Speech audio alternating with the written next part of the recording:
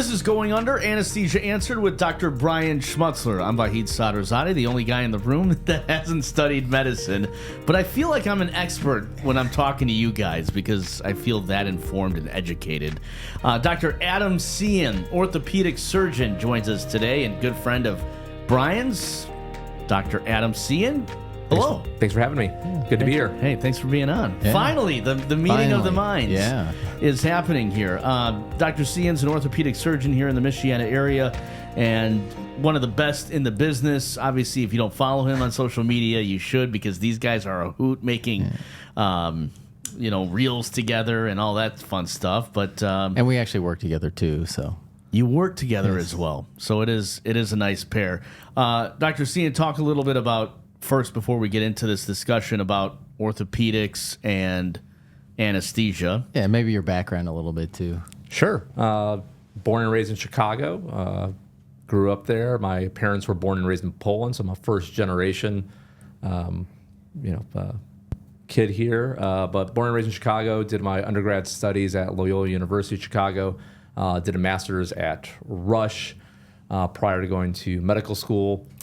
Did medical school at the Lake Erie College of Osteopathic Medicine, residency in orthopedics, which was 5 years at Michigan State University, followed by a 1-year fellowship in adult reconstruction, which is a fancy name for hip and knee replacements, down in at the Headley Orthopedic Institute down in Phoenix, and then took a first job here in South Bend at South Bend Orthopedics, and my wife's from Grand Rapids, so we kind of picked a location right in between, and the rest is history so far. Brian and I talked a little bit about the path forward for anesthesia and his path in getting there.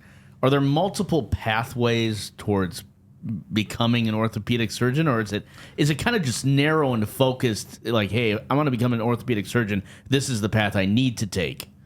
It's probably very similar to, becoming an anesthesiologist. In medical school, you have to have good grades, have to have some desire to be in orthopedics, do well on your boards, and then same thing. You do audition rotations, and eventually, you find your specialty that you want to go into, orthopedics, anesthesiology, and then go through that whole, residency match process. Yeah, I think you have to have much better grades and much better scores to go into orthopedics. At least you did when I was in training than anesthesia. Like anesthesia's kind of here, orthopedics and dermatology is like way up here. So. I think what Vahid was talking about is, there's CRNAs and AAs and anesthesiologists. I don't, and I could be wrong because I'm not an orthopedist. There aren't really that sort of thing in orthopedics, right? No, it's predominantly, you do an orthopedic residency and then you can subspecialize in many different fields and, hand, wrist, pediatrics, total joints, et cetera. We do have one different, route to get into orthopedics is we do have one of my partners is a plastic surgeon who then did a fellowship in hand reconstruction. So he, is in our practices hand, but is also a plastic surgeon. So that's probably the only other way to get into orthopedics that I'm aware of. But that's kind of a very niche kind of way to do that. Orthopedic surgeons, do they only focus on knees and hips, or like are there different kind of subspecialties in the orthopedic realm? No, it's a great question. Orthopedics is, starts with general orthopedics, which involves all the specialties. In training, you go from anywhere from hip and knee replacements to spine surgery to foot and ankle to scoliosis and pediatrics to trauma, car accidents, major broken bones, carpal tunnel, hands, shoulders. So really everything from the neck down, orthopedics, bone related is involved in, except the ribs. Surprisingly, most people don't. Who handles those? Thoracics, right? Thoracics, like cardiothoracic surgeries and stuff. Yeah. So you would think like, oh, I have rib fractures. I'm going to call the orthopedics. No, that's not us. Don't touch the ribs. Yeah. So why orthopedics? Why'd you choose orthopedics? Definitely wanted to get into, something that was hands-on and really immediate gratification. I knew right from the get-go, hey, I don't want to be a medicine doctor and that's what we talked about. Either you talk to people or you do things. So, I don't want to deal with diabetes and hypertension and micromanage drugs. Yeah, because none of your patients have that. No, not at all. They are all healthy,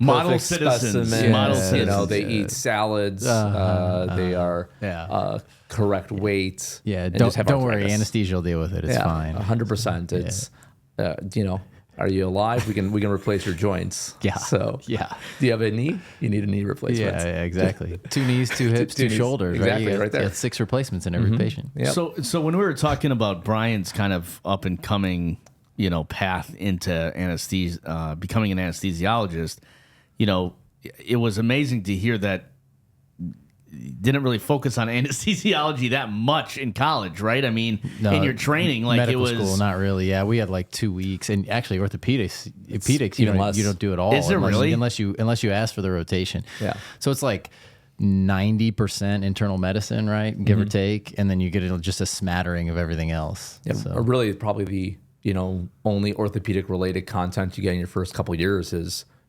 anatomy. Yeah. Everyone takes anatomy, but it's not really orthopedics focused. I think maybe ER. You see it in the ER a little bit, I guess. But once you get into your clinical rotations, I mean, there is no orthopedic rotation unless you seek it out. Yeah. So how did you know? I mean, with little kind of knowledge, quote unquote, of it, how did you know like that's the specialty I want to go into? That's what I want to focus on. Yeah, I worked in the operating room in high school and in college. Oh, okay. Kind of a summer job, and then throughout college.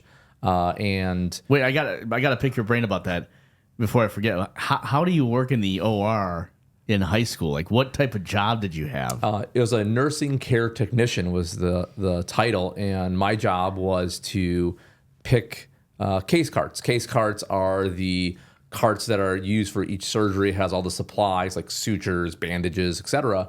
And our job was to pick those carts for every surgery for the day, make sure all the big power tools or different instruments for each case was on there. And so was my job. We helped with cleaning the rooms. So that's how I got into moving patients and stuff. Yeah. Yeah. And so I started working there, and my downtime, my free time, I got to just sit in rooms and watch surgeries. And so I was very, I really wanted to go into like cardiothoracic. I thought do like cardiology, and when I was talking to like the cardiothoracic surgeons, they were talking about, wow, vascular is doing this, interventional radiology is doing, stents, all these minimally invasive things. They're like, go hang out with the ortho guys. Yeah. Way cooler. Go check those rooms out. So then I started hanging out with like the ortho surgeons, and the rest is history. What do cardio? Okay, this is again as a patient, like.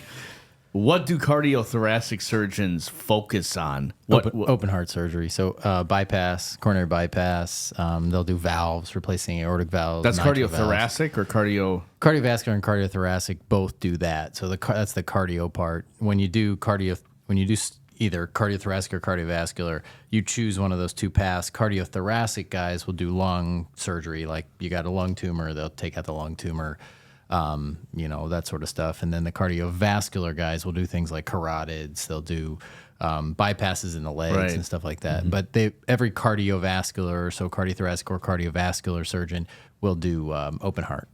It's just amazing to me because I've been in the OR. You've let me in the OR a few times, and it's pretty amazing, like the amount of knowledge you have to have about the tools. First of all, like what do the tools do?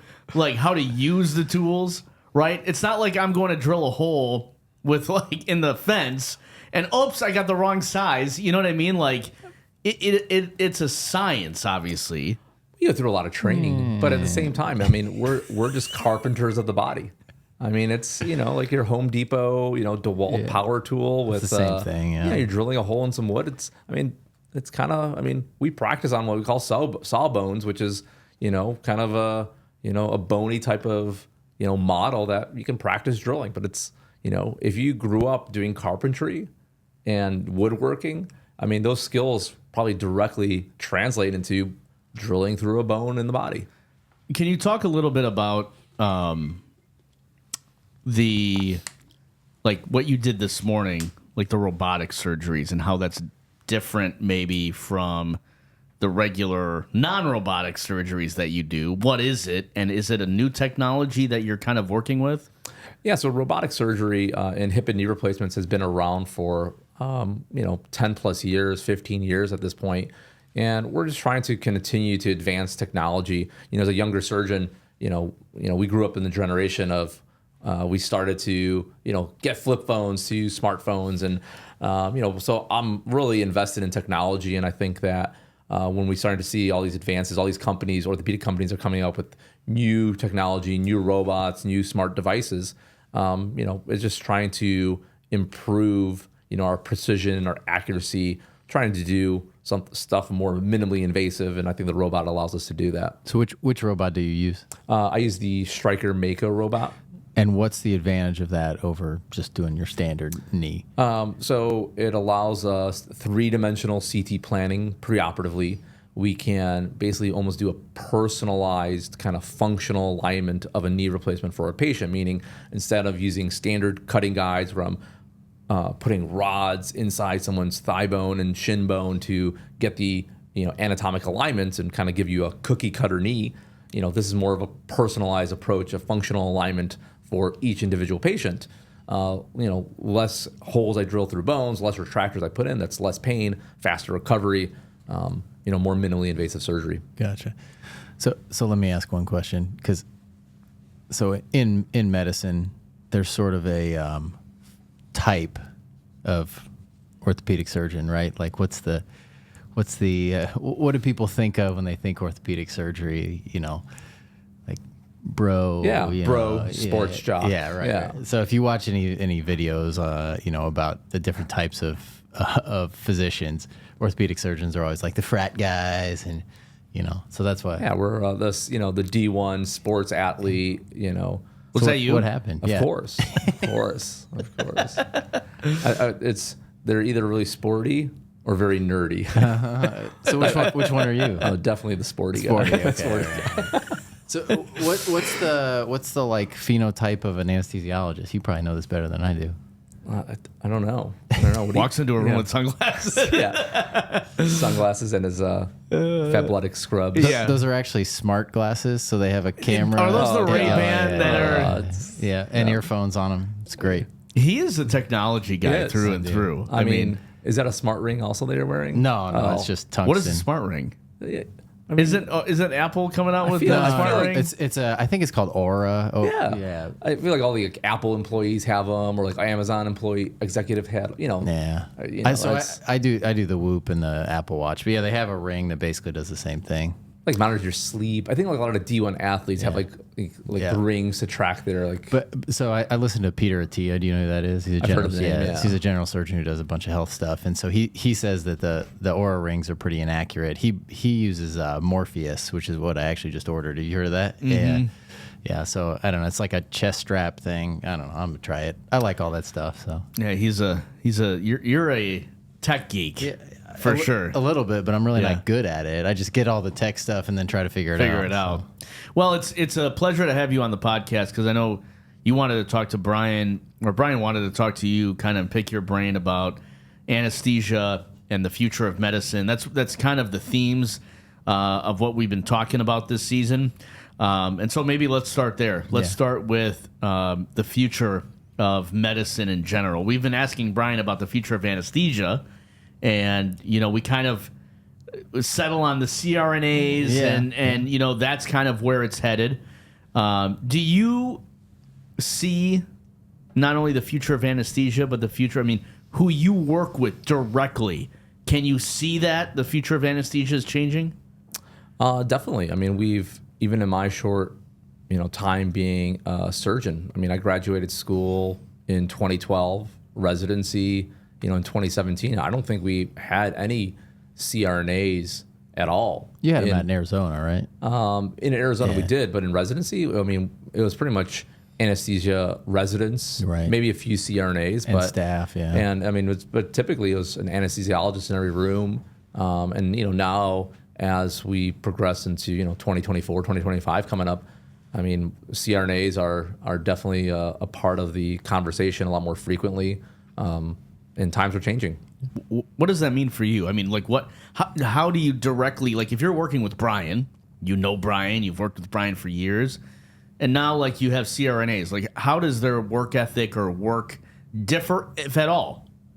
I think Brian can speak more to their, their knowledge and training and everything, and there's definitely a difference between someone who went to nursing school and went to CRNA school versus an anesthesiologist who spent 4 years in medical school, 4 or 5 years in anesthesia residency and fellowship.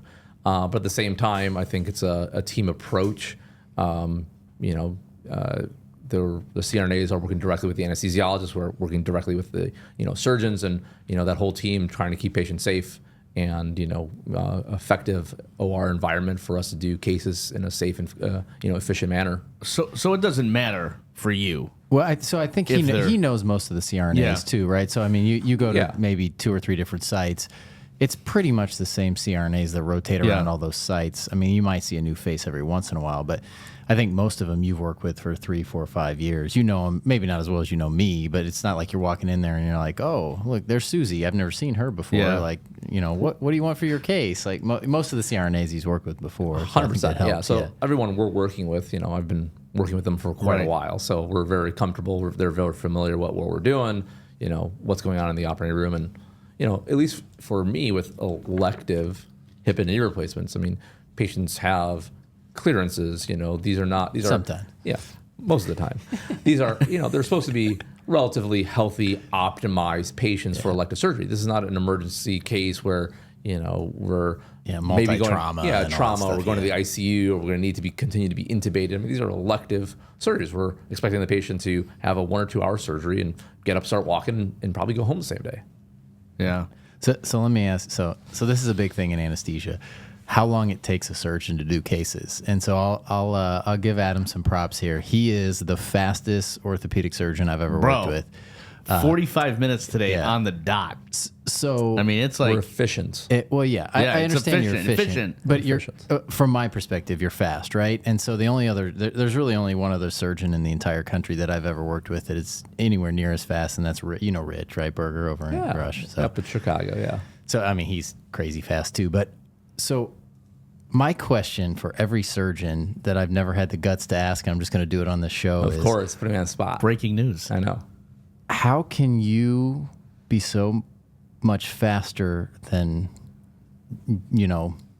John Doe surgeon over here? I won't name any names, but like there's people that I work with that take 2.5 or 3 hours operative time for a total joint, and your operative time is 40 minutes, give or take, right? 38 actually. I average it, but yeah, it's 60 minutes. What's with positioning, closure, et cetera. But every hour, starting another case is typically the goal. So how does that? I don't understand how it's so wildly different. I had the same thing in open heart surgery, right? I mean, I worked with Walt. I won't say any names. I worked with a guy who used to work at a hospital I worked with, who could do 3 or 4 vessel cabbage in about 2.5 hours, and then I worked with another surgeon who it took 15. So yeah, I mean, I think it's. I think there's a lot to every different, physician, every different surgeon, and every different, surgery. One of the things that I was taught early on in my training is keep progressing in cases. Don't let steps, hold you up where you're spending too much time. And if you get stuck in a step, more like in trauma situations, if you're trying to reduce a fracture. Well, if you're struggling, don't keep doing the same thing over and over. Move on something else and then come back to it. But in total joint surgery, when hip and knee replacements, I mean, it's a stepwise fashion. We're doing the same steps, and the idea is to be comfortable with what you're doing, be confident in the steps, and then just trust your training and instincts. So I try not to dwell or pontificate on each step too much. I know that. What we're doing, we're utilizing technology, and each step we're just continuing to progress. I never feel like I'm rushing or speeding through surgery.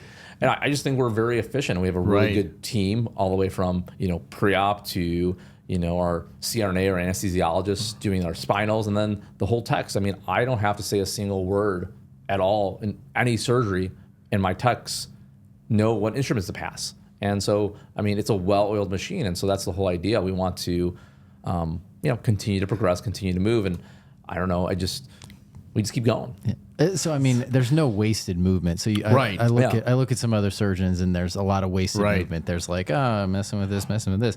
Everything you do has a purpose, at least from an outsider perspective. Yeah. So, sometimes, it's like, okay, we're going to place a retractor here. I'm going to place it correctly the first time, and I have to move it. I'm not going to continue to reposition, or, some cases do require they take longer. Their patients are bigger, or there's more arthritis, or there's something going on where it does take longer. Yeah, but even for you, that the difference is like 5 to 7 minutes. It's not hours and hours. So, but I feel like, as a, somebody who hasn't watched a lot of surgeons before in person, I feel like you run your operating room, and I guess an operating room is very specific to surgeons, right? Yeah, That's your thing, sure. right?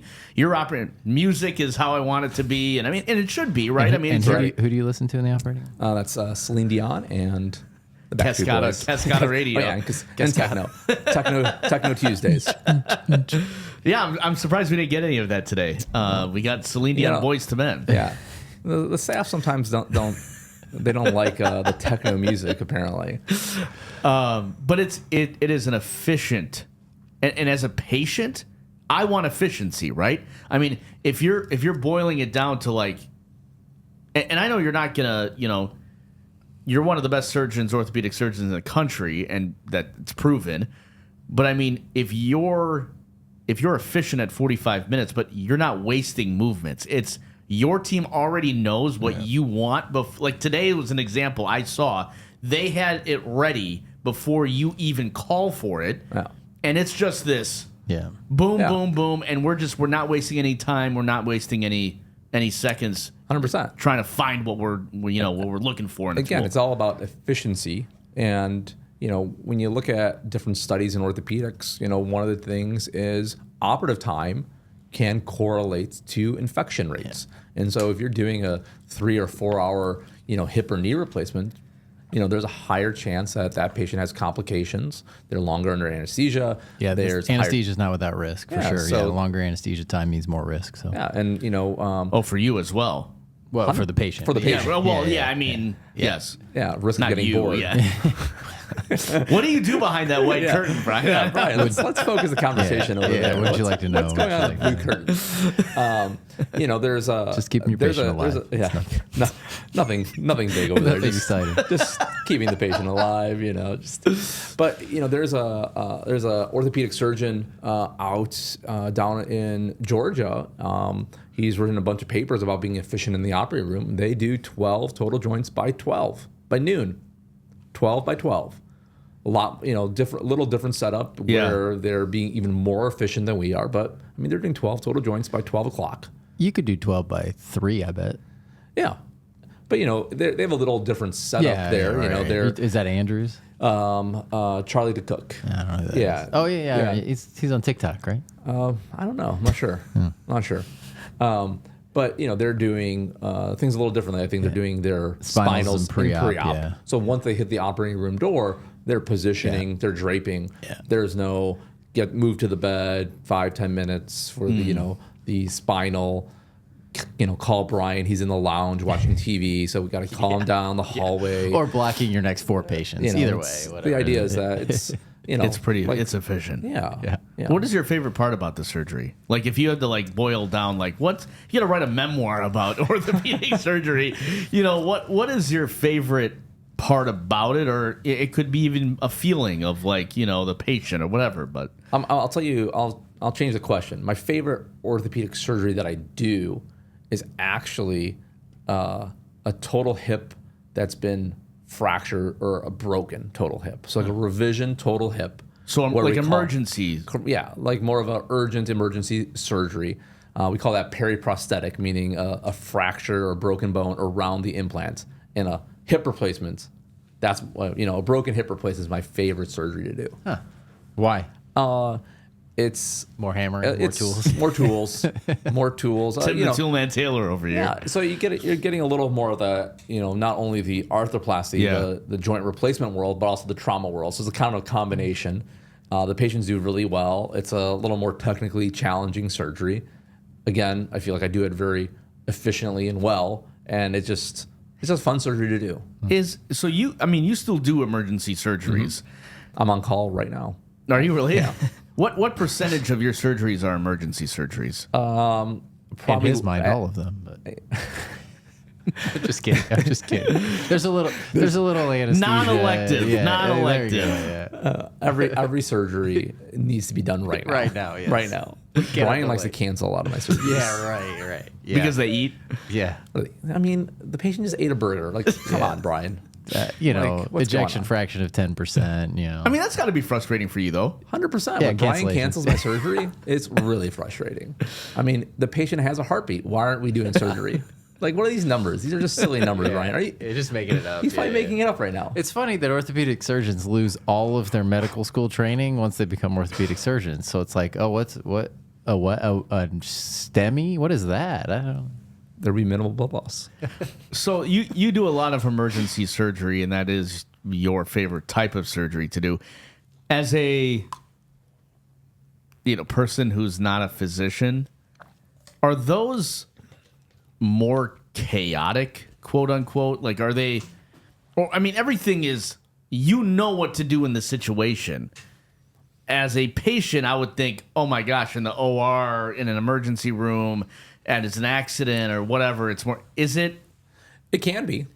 I mean, usually when orthopedics is involved, we're talking about long bone fractures. The patient's typically stabilized at this point. We're not talking about usually not life or death in orthopedics. Like, that's the trauma. That's a general surgery team. Yeah. Oh, patient comes in with from a motor vehicle accident. They have multiple long bones, or they're have a flailed chest, or a collapsed lung. Yeah. The trauma team is saving that patient's life, along with the anesthesiologist, the general surgeons. Then us orthopedics, we're coming in kind of in the background, like, oh, is it time for me to fix that broken bone, rather than, oh, I'm saving your life because I'm fixing your broken bone. People don't usually die of orthopedic injuries. Yeah. Okay, so let's switch topics a little bit, because I want to talk about you guys working together. How aware are you, as an orthopedic surgeon in your surgery room, of like other things going on adjacent to the surgery? Meaning, like, you're working on The hip. the hip or the knee. How aware are you of like what's going on behind the curtain with Brian, like anesthesia wise? I mean, if I'm doing my job, he's not aware at all, right? That's exactly what I was going to say. Yeah. So I'm aware of what's going on in the room as a surgeon. I need to know, I want to make sure no one's touching the sterile field. Sometimes we have people coming out of the rooms, we have students. The idea is you need to be aware of the environment. So I think that's one of the hardest things for a young surgeon coming out of training to know. Your first surgery is when you're on your own. You're so focused on like the surgery. You also are now like the captain of the room. You need to be aware of your surroundings, be aware. And so that takes a little time to kind of get used to that. Is that probably the same thing with you coming anesthesiologist doing those first cases? Or Yeah, I think so. I mean, you're so focused on like, did I give the right drugs? Did I put the tube in right? That you're not looking around. You're not paying attention to like, oh, the heart rate's going down. Or there's a lot of things that you have to sort of get a sense of. Although I say now that I can do anesthesia just by listening, right? So all the monitors, I can tell if something's changed with the patient just by listening. I don't even have to look. So, but yeah, when I'm in surgery, if he's doing a great job, which they do 99.9999% of the time, we're not. you won't even know. I don't know he's there. It's more of the banter. Oh, what Thanks kind of for showing music up you today. listening? Yeah, Hey, right. oh, Yeah. finally, thanks. Oh, are you awake back there? How many games of Sudoku have you played so far? Right. Can you order me some shoes online? Something like that. But occasionally when something is going wrong, those trauma patients, all of a sudden, they're standing up, they're calling for help. I'm 100% aware. And then that's where the communication starts happening a little more in the operating room. So walk me through kind of a procedure, okay? Let's walk me through, a knee replacement or whatever, right? I'm scheduled to go into surgery. Walk me through the patient. Where do you come in? Where do you come in? Walk me to the OR. Where do you come in? Where do you come in? And how do you kind of leave things? Yeah, so I mean, typically you'll come in, get registered, go into pre-op. In pre-op, they'll get you ready with an IV. They'll change your clothes. They'll take any labs they need, that sort of stuff. We typically would do a numbing block. We've talked about this a bunch. So we'll do that numbing block, let's say for a total knee. We do, the 5 blocks that we always do, the adductor canal, IPAC, and then the geniculars. Those are all to get the area ready for... Yeah, post-op pain, and then post-op pain prevention, and then a little bit of preemptive analgesia, which is a buzzword in anesthesia. So we stop the pain before it starts, basically. So then when we're done with that, we'll roll back to the operating room. Most patients will sit up at the side of the bed and do a spinal block where we put numbing medicine in the back, get them numb from belly button all the way down to feet. Once they're numb, we lay them back, give them medicine through the IV to get them sleepy so they don't see anything, hear anything, remember anything. That's the same spiel that I tell every patient that I see, right? Every time I see him. From there, Adam can take over. That's where, the surgery starts. But, so how soon after he puts them under does the surgery start? I mean, typically within 5-10 minutes. Yeah. Okay. Maybe. I mean, we've got to prep and drape the patients. You got to clean them off. You got to put the drapes up so that they're sterile and all that sort of stuff. and obviously I've both Brian and I will talk to the patient preoperatively, and I've seen all these patients in the office. So we talk to them, we ask them if they have any last questions, sign consent forms, mark the extremity, what they had for breakfast. Make sure they didn't eat anything. Smoking in the lobby. Yeah. Chewing tobacco. Chewing tobacco. Yeah, that was a spine patient. Yeah. But the idea is then, once they're back in the operating room, once they're positioned, asleep, 5-10 minutes, we're going to do the prep, the drape, and then surgery will start. And then depends on the surgery, anywhere from, 30 to 60, 90 minutes later, we'll be done. And so does it differ for you knowing that, hey, he's more efficient in the operating 100%. room? Yeah, like 100%. Compared to somebody who takes an hour and a half or 2 hours for surgery. Yeah. Does your method change a little bit based on his efficiency? Yeah, so there's a few things that change. Number one, if it's more than about 2.5 or 3 hours, I can't do a spinal because it won't last long enough. So the patient's going to start to have feeling again before they're done with surgery. So there's several surgeons. We don't even do spinals. We just put them to sleep.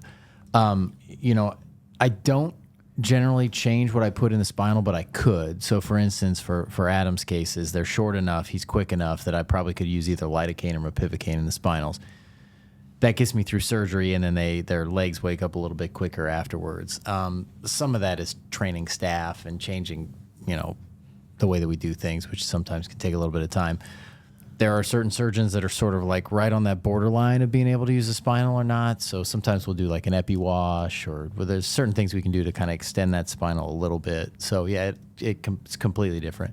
I use less anesthetic on his patients because basically, by the time I get him to like a steady state where they're sleeping, he's done. So I got to shut it right back off. Like it's, as opposed to if you're 2 hours in the operating room, they're in that steady state for quite a long time. So there's a ton of difference based on how long a case takes. We're going to finish with this for part 1, and we got part 2, so stay with us here. What is the ultimate compliment for you? If I'm a patient, what is the ultimate compliment that I can tell you as a patient? I think it's simple as, thank you. I think when I see a patient at 4 weeks post-operatively, they are walking without a cane or walker. It's only been 4 weeks, and they're like, all my pain's gone. Just thank you. And, it's a team effort. I can only do the surgery, but patients have to put in the effort and everything. And so, there's a lot of discussion before surgery, setting expectations. But yeah, I think as patients progress, just seeing them, that's what going into orthopedics for. It's that, wow, we had arthritis, you had this crooked knee, grandma couldn't walk, and all of a sudden, it's 4 or 6 weeks later, you hear the stories a lot. You've changed my life. I can play with my grandkids. I can go hiking. So, something simple as that. Dr. Adam Cien, orthopedic surgeon here in the Michiana area, and Dr. Brian Schmutzler's friend and coworker, joining us here for part 1 of Going Under Anesthesia Answered, and we'll have part 2 for you coming up next week. Next week. Yeah.